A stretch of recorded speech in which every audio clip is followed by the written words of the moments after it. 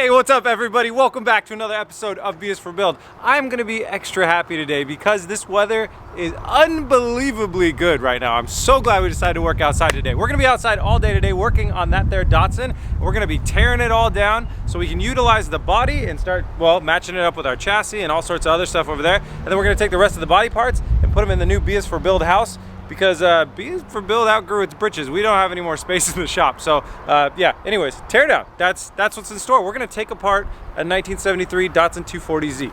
Stay tuned.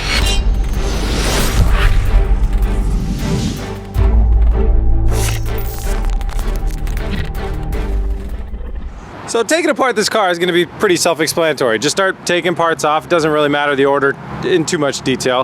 But the one thing that I'm going to stress is the importance of labeling your bolts and putting them somewhere that you can find later on. So I always use these little plastic dealies. You can find them for like $1 at the store. We'll put the bolts in there and then we'll write on top what they are. That way when we come back to this and say we need something like, oh, where are the bolts for the door hinges? They'll be in there, they'll be labeled, and we can grab them a month later or whenever and know where they are to put them back on. So, pretty simple, pretty simple. Let's start by taking the hood off.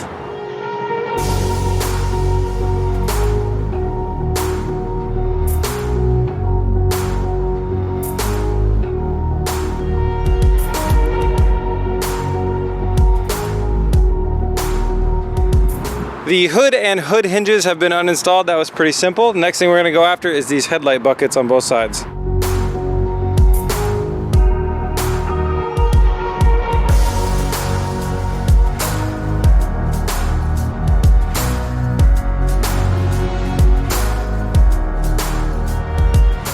The passenger side fender just kind of came off with the light, the fender, the light bucket, everything just flopped off. So I went with that, and then now we're over here on the fender side, and it's actually kind of attached properly, which is good, so I can actually see how it's supposed to go on. And a couple more bolts, and I guess now I'm taking the fenders off. That's what's happening now, fenders.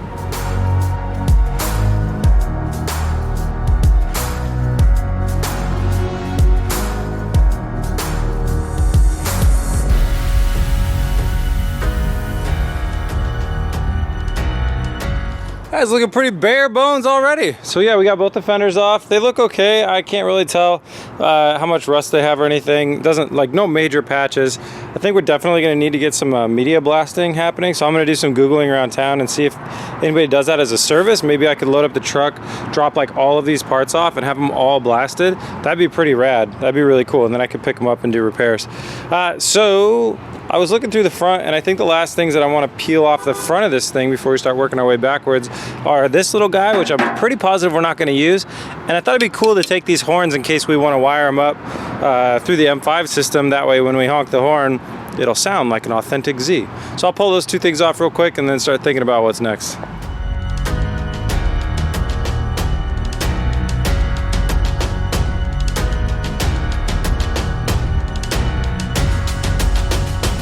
How about doors? I'm thinking doors should be next.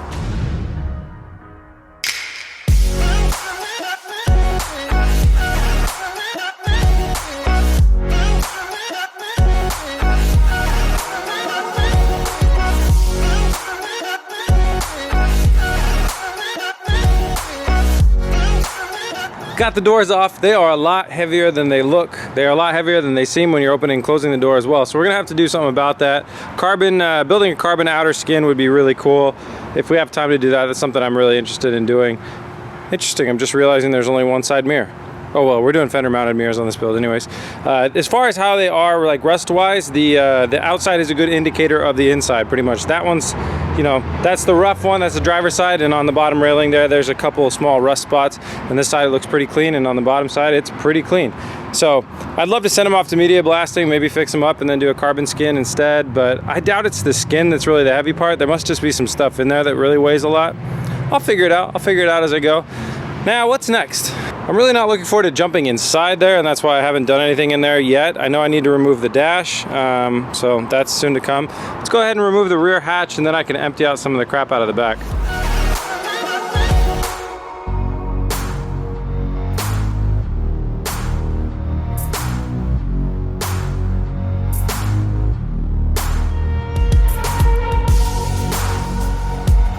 removing the hatch is a little deceiving. So you go ahead and remove the 10 mil off the back of that gas strut right there. That'll let it pop off. And then over here you have these two hinges. Sorry, it's a little dark. You have these two hinges right here, and you unbolt them from the car, and it seems like they'll just come out with the hatch, but they do not. You have to take the hatch off of the hinge, because the hinge can't come out of the car with the hatch on it. Now, if yours is like mine and it hasn't been taken apart recently, you're gonna need to hit those with some penetrating oil, step back, wait a little bit, drink a beer, come back in 5, hit it with the Phillips head impact wrench, and cross your fingers.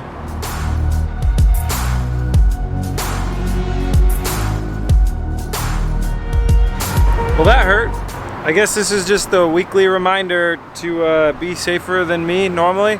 That's probably the closest I've gotten, besides cutting myself, to like really hurting myself on BS for Build. I didn't break anything in my arm, but I just got really close. It's like badly bruised, I can tell, and it feels weird as hell.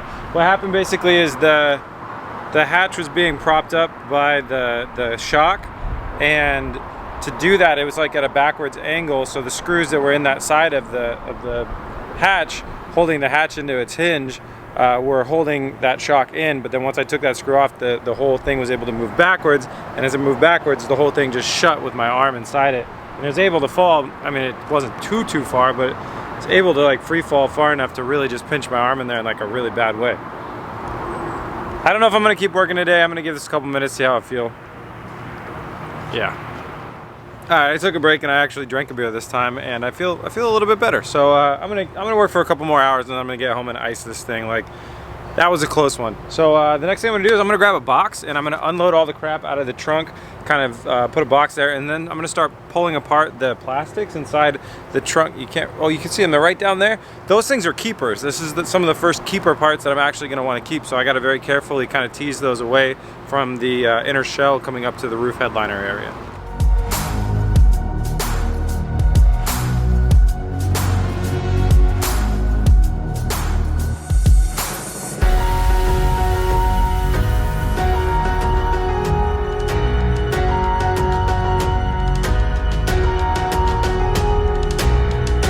Cool, I got all that stuff out without breaking anything, but the driver's side rear quarter panel cover has already been damaged, so I'm going to try and remind myself to order a new one of those. I do plan on using those, I don't know if I can, yeah, in the build. I think the next thing I should do is go ahead and remove these taillights. They're not in the best of shape, but this is just some overspray and stuff like that. I'm talking to some guys about buying some new taillights, but for now, let's go ahead and remove these taillights, and then we'll see what we can do next. Maybe the driver's seat?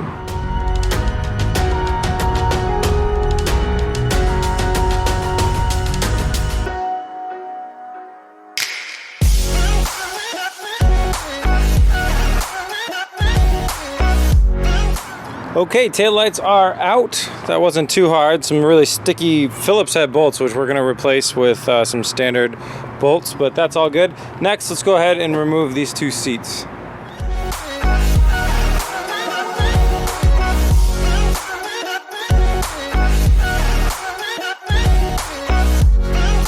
Well, that was really easy. They weren't bolted down. Look at this thing now that it's been stripped out. This is crazy looking.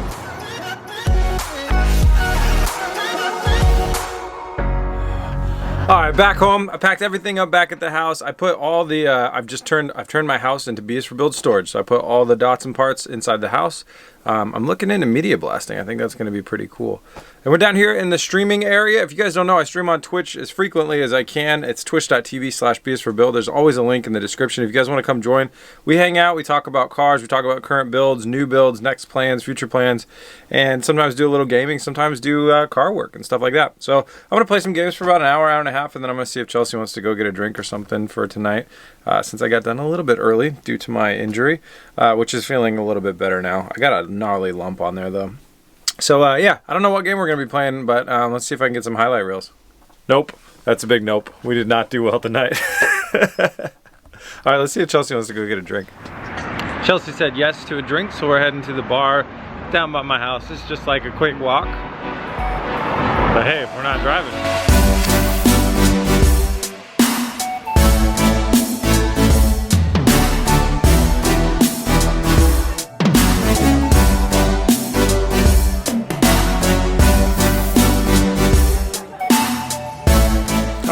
back home, this is where I'm going to wrap this one up. First day of 240 teardown went pretty well, minus a minor injury. Tomorrow, we got to really cross our fingers for less injuries because the plasma cutter is going to get busted out and shit's going to get dangerous. Chelsea and I just booked tickets for SEMA 2018, which I am super, super excited about. And I did definitely book the dates to be able to bring the car to be on display. So better be done. Better be done in time. Thank you guys so much for watching. Thanks for tuning in. If you like BS for Build, you want to help out and support, head over to bsforbuild.com, scroll down to the shop, pick up anything there. All the proceeds go to helping us out with the builds. And if you want to find us in more places, BS for Build on Twitch and BS for Build on Instagram. And I'll see you guys on there. And I will see you tomorrow. Peace.